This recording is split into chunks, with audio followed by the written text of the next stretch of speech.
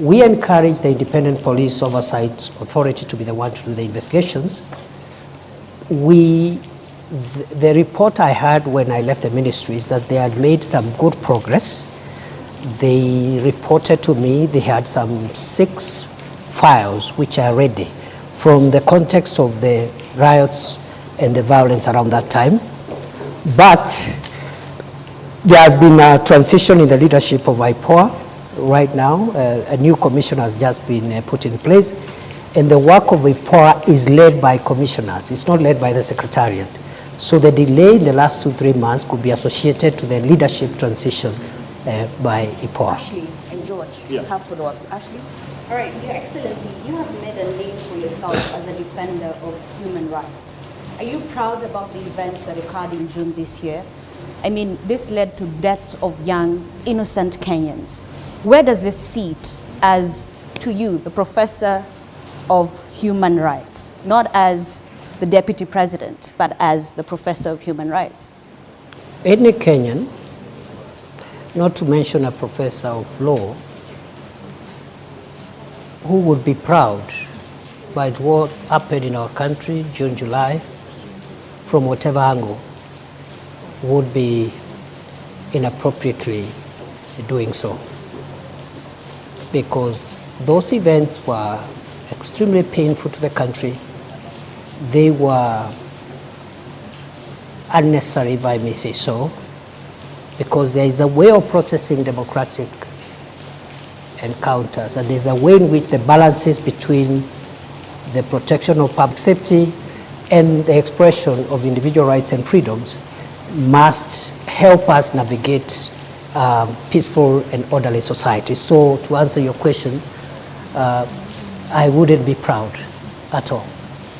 Mr. Deputy President, then what did you have to say to families who are still looking for their loved ones? For instance, on X, we were tagged and someone said, I always communicate with Peter Masharia's mom. Imagine she wakes up every day to go to the mortuary. Peter Masharia went missing on the 25th of June. Tonight, what do you tell those families that are still looking for their loved ones?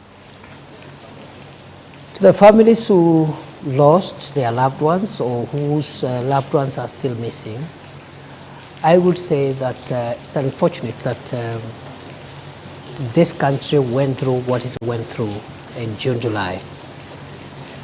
I hope that our country has learned the lessons and we will not get there again, because losing a loved one, having a loved one missing for months, almost half a year, even for a day, is extremely painful. And therefore, as I said when I responded to this matter earlier on, maybe not on this forum, it is very unfortunate, and we, including myself, regret that our country went that direction and hope that we will not get there again. Yet when they look at you, Professor, they say you are the face of, disappearances, abductions, deaths and murders on young people in this country. Do you feel that you're struggling to shake off that tag? Not at all, because it is not true. So I don't struggle at all. So then, Your Excellency, the families that were bereaved pleaded with the government of the day to help them with burial expenses. Did that happen? How much was spent? And there was a committal to compensate families that lost their beloved ones. What's the status of that, Deputy President? To the best of my knowledge, a number of families were given modest ex gratia support on a request basis and on a basis of confidentiality, because what the state does in a situation like that, when there is distress in the country, citizens are facing distress, we go out of our way for ways of supporting. But normally that support is support which, first of all, is not budgeted for, so we have to look for ways of, within the security budget, absorbing some of those costs. And if I recall well, a number of families were supported on an ex gratia basis. The question of compensation is a little more complex and will require guidance, because no law would allow expenditure on compensation for events similar to what we had. I am aware, even in more extreme cases like terrorist-related deaths and injury, it is anticipated that victims of terrorist crimes and other violent acts would be compensated. And I think when we left the ministry, we were trying to develop regulations on the operationalization of Section 49 of the Prevention of Terrorism Act. And I think that can form a basis of thinking of how else or in which other circumstances perhaps extreme cases of loss and injury could be compensated. So that's a discussion we are having, and I am more than willing to follow up. Even in my new role, nothing prevents me from following up and ensuring that in justifiable cases which are defined by law, where injury or loss happens and the law allows, then compensation can ensue. So this evening you're telling Kenyans that the bereaved families will have to wait longer until the law is developed. And I'm not actually asking for specific families. These are public resources for purposes of accountability. Once again, how much was spent to settle the burial expenses? I wouldn't know, because it's not, you know, there's no vote called burial expenses. There's no vote like that.